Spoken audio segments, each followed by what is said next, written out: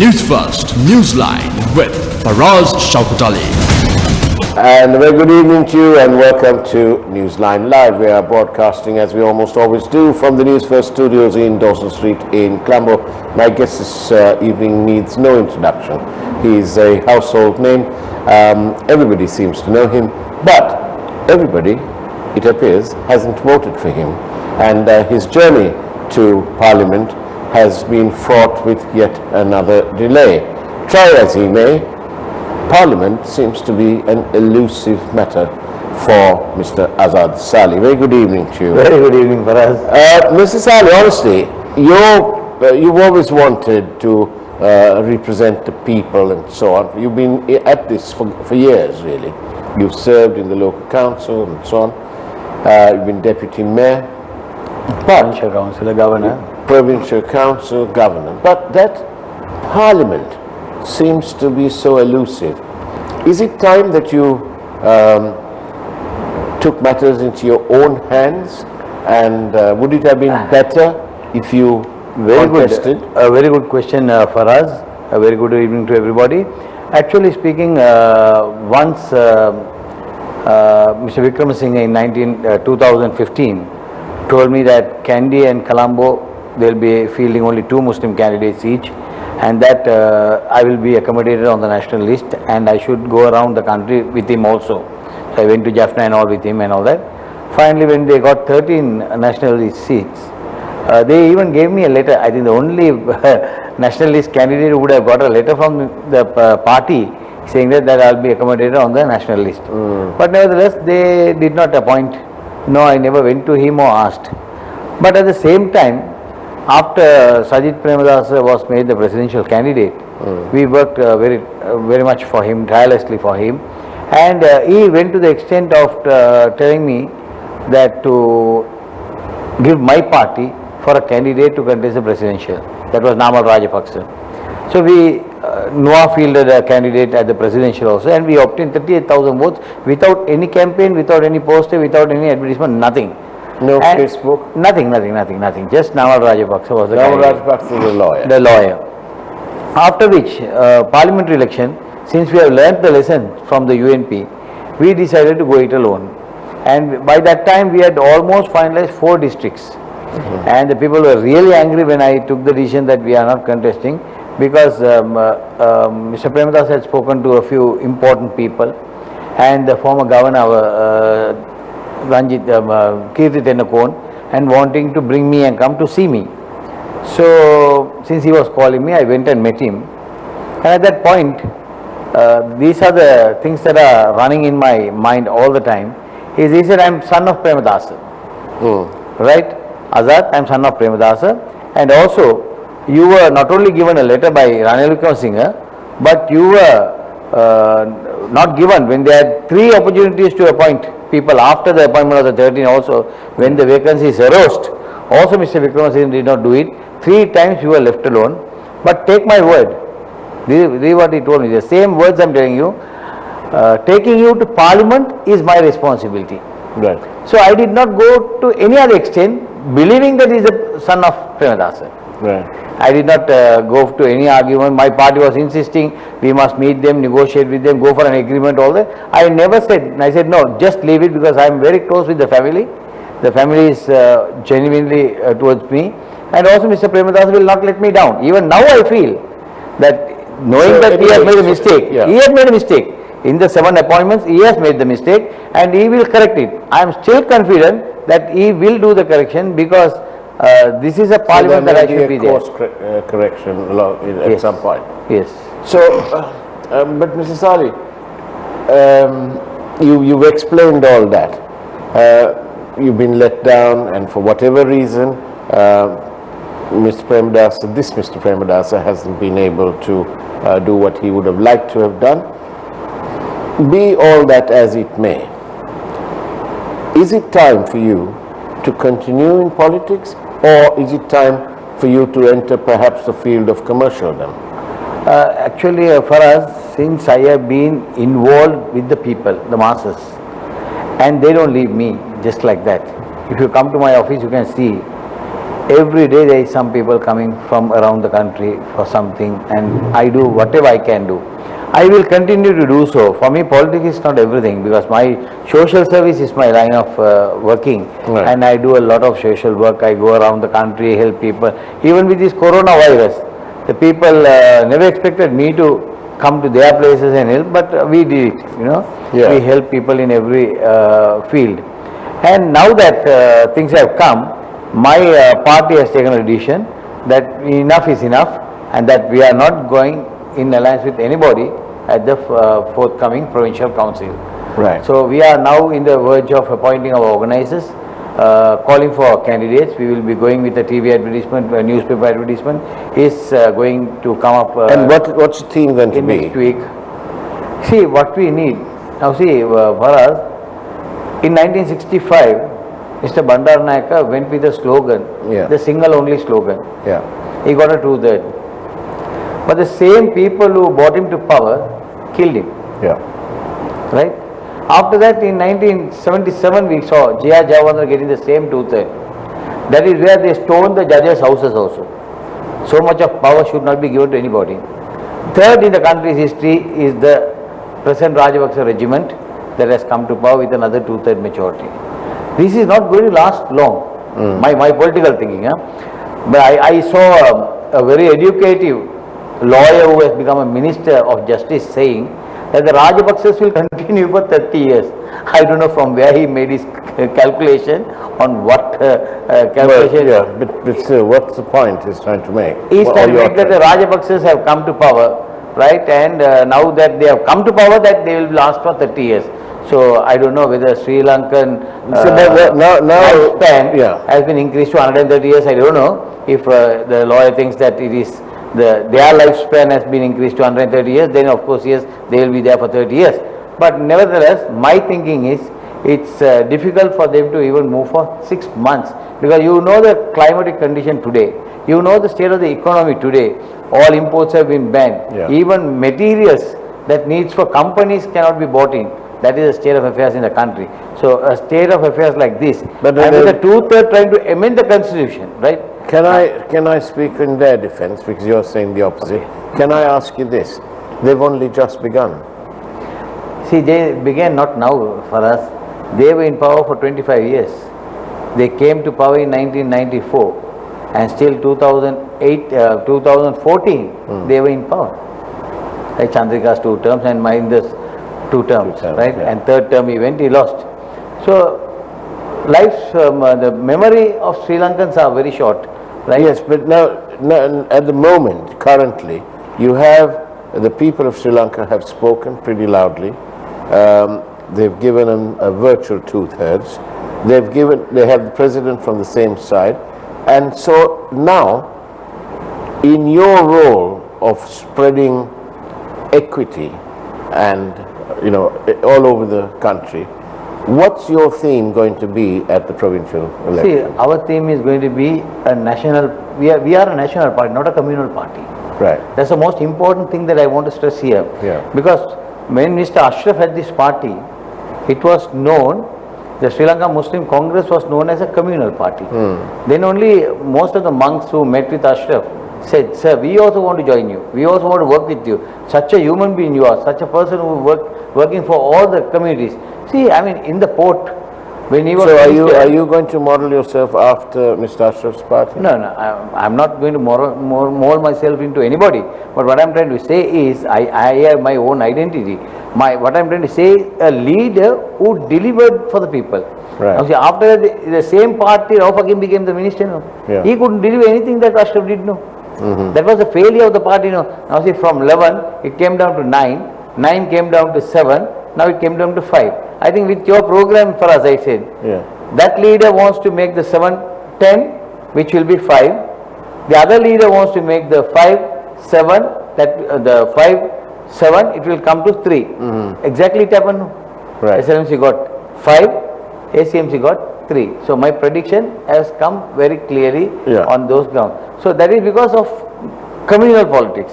So we are a party, is a National Unity Alliance. This can accommodate. Now the vice presidents of the party, we are amending the constitution, the vice presidents of the party are going to be from all the communities, the Buddhist community, the Hindu community, the Muslim community and the Christian community.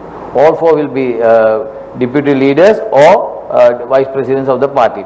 And from there we want to go as a national party and contest the forthcoming parliamentary election, forthcoming provincial council election in all the districts. So since we are a national party, we can contest, we will have no problem, there will be good candidates coming in and we will be another model for all the other political parties, because I have been right throughout telling to you also, we have been informing all party secretaries, whenever there is election, when you call for nomination, call it with one slogan, bring your police report and come. Today you can see half of the parliament, of the government is all criminals and people who are convicted by court. You have two murderers also coming into parliament. You have You must slightly correct that by saying that they are on appeal. What is it? They are on appeal. The murderer, as you say, they're convicted for murder. Already convicted. The one is already convicted and one is on appeal. On appeal. One is on appeal and one the judgment was given just before elections. Yes. Judgment was given. So he's now lodged a appeal. That's all different. What I am trying to say is two verdicts have been given for death. Yes. For two. And the other one is Pilyan. Now he's coming out. Yeah. Right? So Chandrakant Pilyan is coming. So these are the type of people. Then you have now. But again, that's also part of democracy. No, the way the law works is until the law has worded no for us. Yes, as far as the murders are concerned, the death sentence is given for two, right? But they're on appeal. We must make that. Anybody can appeal, no? Yeah. See, but until that, how many people who were sentenced for life also have been pardoned by this country, no? Well, unfortunately, all presidents. These are the immunity that should be removed.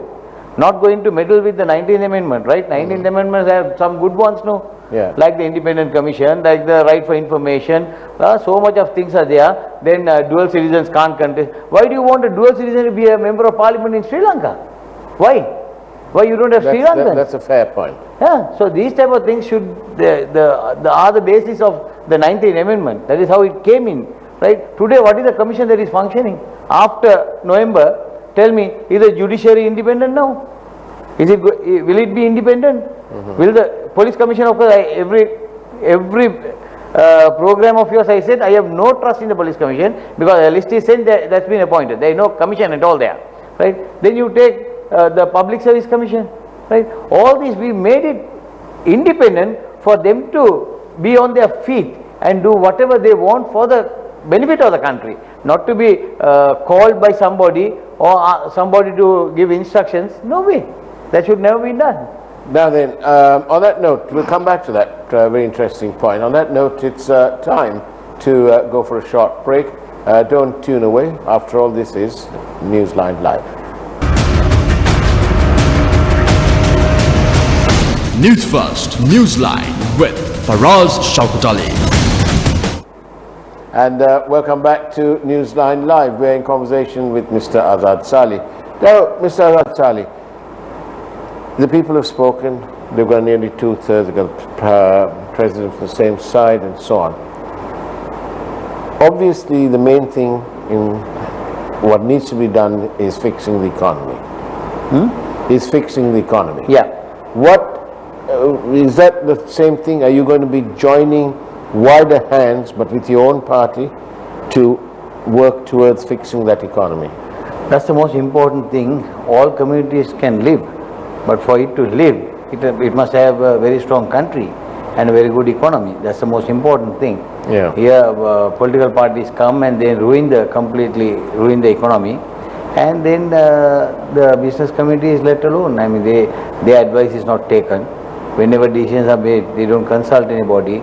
It's a politician who single-handedly take decisions, and that has been the curse for this country. As a politician, are you quite pleased the way that some people have voted? Some of the voters have voted some folks out of office, comprehensively voted them out. Obviously, there are so many casualties of that. But what do you think made the people vote that way? Like Ranil Wickremesinghe didn't get his seat. If you just only take Ranil Wickremesinghe and the UNP as an example, it is enough. Yeah. See, you can be fooling everybody all the time, right? And there will be a day that you will be punished. Mr. Wickremesinghe was not punished by the people, but it was punished by God, for the mere reason that he was hoodwinking everybody. Only to be the leader of the UNP, he continued for 26 years without giving it a break, without giving anybody a chance. He never allowed the party to come forward. See, I mean, the first party that was formed in this country, and the leader of the party is the father of the nation, right? Such a party today, see where it is, right? The person who broke away with the party, right, and went, formed the SLFP, came to power, got a 2/3, right? After J.R. Jawahar Ranasinghe Premadas, the UNP could never do a party or continue for a full term, no. That is history. And we are making the same. Do you think that's why the people voted out? If not for 2015 for us, if not for Madhuraya Sobhita, who came out openly and said that he was going to contest. And he went around the country, people gathered around him, right? What happened? Finally, when everything was okay, all of us got together and we said not Ranil Wickremesinghe, but we will bring Maitri Balakrishnan, the secretary of the SLFP. He was brought to defeat the leader of the party at that time, right? So that was a mandate given by the people, and that curse lies with Ranil Wickremesinghe.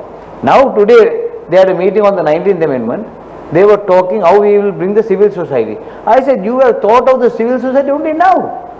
When Madhuraya Sobhita took so much of pain to bring you all to power, you all forgot him. And virtually you all are the people who murdered him, actually speaking. He didn't die like that. He died with pain. That I bought a party that will be elected, and it was elected. After it was elected, both the leaders never had the time to visit him, see him, nor even give him an appointment to meet up with them. Then the civil societies that were around him. That's vintage Ranil Wickremesinghe. Because I also there are other instances of him doing the same thing. Same thing. He is only to come to power. And when they mentioned that today, I told them, no, forget it.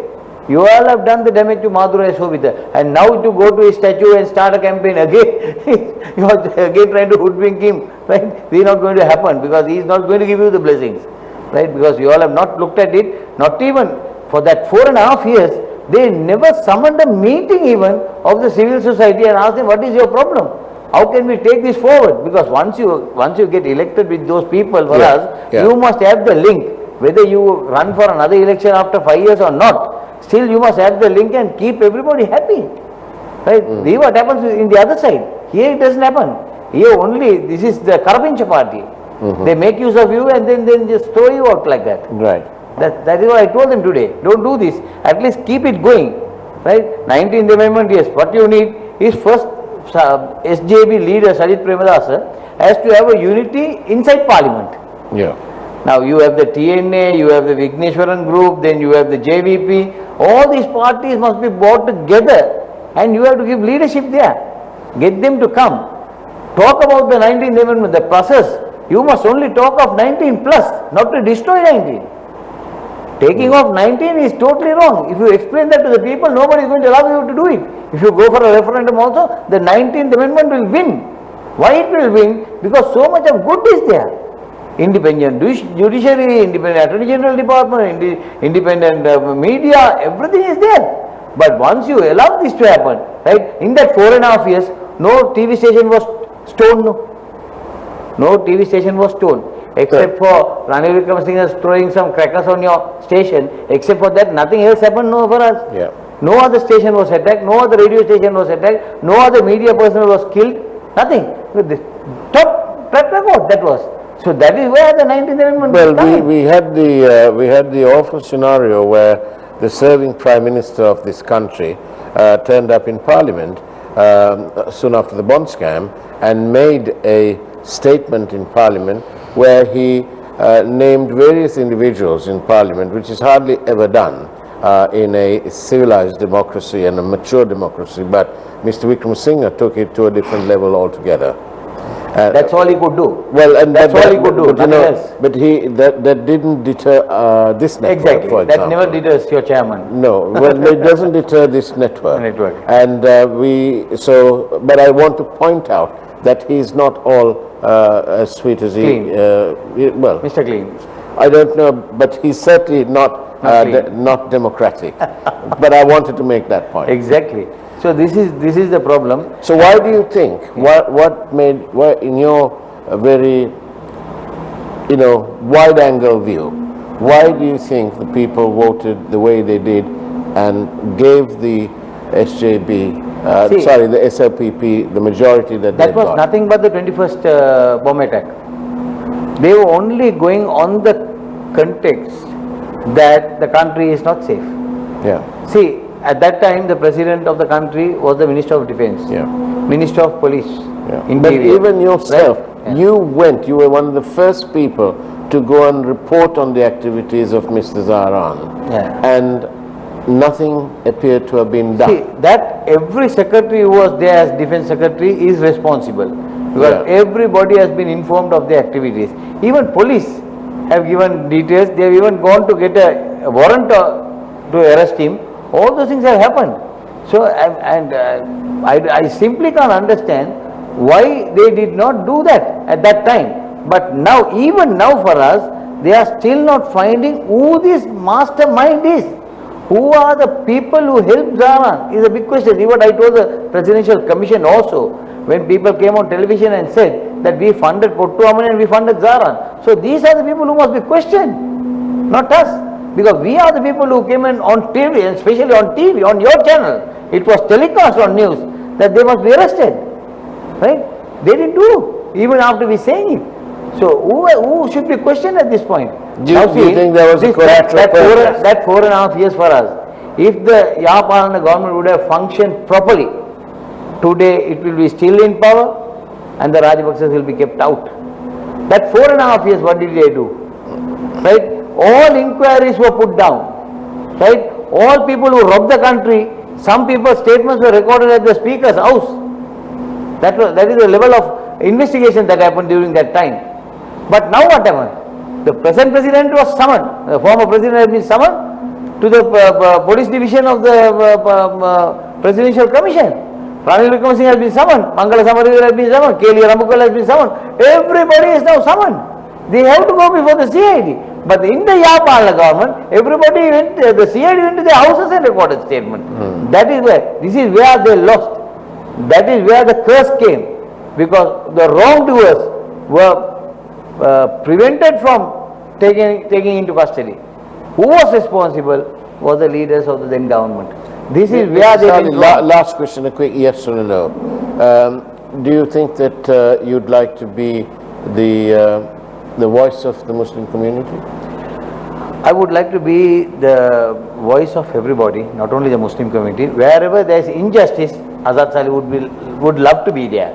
This is why the theme National Unity Alliance is there, and you could see that very soon of our organizational structure, of how we are going to face this election, how things will move from there on. Thank you, Azath Salley. We've run out of time, and that's the way it was on Newsline Live. Take care, have a great evening, and God bless.